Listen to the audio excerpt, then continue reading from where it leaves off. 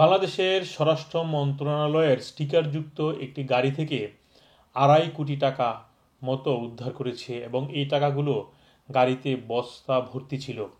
এইটি উত্তরা থেকে এটি উদ্ধার করেছে একজন ছাত্র, যিনি রাস্তায় শৃঙ্খলার কাজে দায়িত্ব ছিলেন এবং উত্তরা ঢাকা ময়মনসিংহ রোডের মধ্যেই এই উত্তরা থেকে এটি উদ্ধার করা হয়।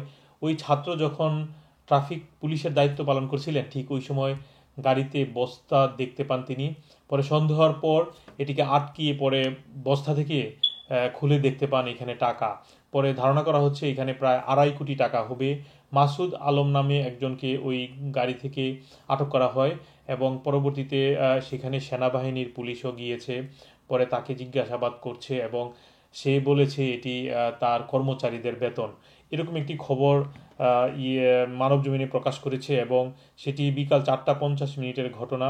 সেখানে গাড়িটির নাম্বার হচ্ছে ঢাকা মেট্রো ঘ 151581, যেটি একটি টয়োটা গাড়ি আমরা দেখতে পেরেছি। এবং ওই চালক যে সে পালিয়েছে সেই খবরে সেটি বলা হয়েছে এবং উত্তরা টাউন হলে পরে ওই ছেলেটিকে নিয়ে গিয়ে জিজ্ঞাসাবাদ করেছে। তারপরে মাসুদ আলম বলছে ওই টাকাগুলো যে ছিল সেটি অফিস কর্মচারীদের বেতন বলে সে দাবি করেছে। এবং যেটি বললাম, ওই গাড়িটি স্বরাষ্ট্র মন্ত্রণালয়ের একটি স্টিকারও লাগানো ছিল ওই গাড়িতে। তো এই প্রায় 2.5 কোটি টাকার মতো ছিল ওই গাড়িটিতে। এবং আপনারা জানেন, বাংলাদেশে যেহেতু পুলিশ যারা রয়েছেন তারা সবাই কর্মবিরতি পালন করছেন এবং ঢাকার বিভিন্ন রাস্তায় ছাত্ররা ট্রাফিক পুলিশের দায়িত্ব পালন করছেন। ঠিক এইরকমভাবে শৃঙ্খলার কাজ করতে গিয়ে রাস্তায় ওই গাড়িটির সন্দেহ হয় একজন ছাত্রের এবং তারপর সেই বস্তা ভর্তি টাকা পান এবং প্রায় 2.5 কোটি টাকার মতো হবে সেখানে।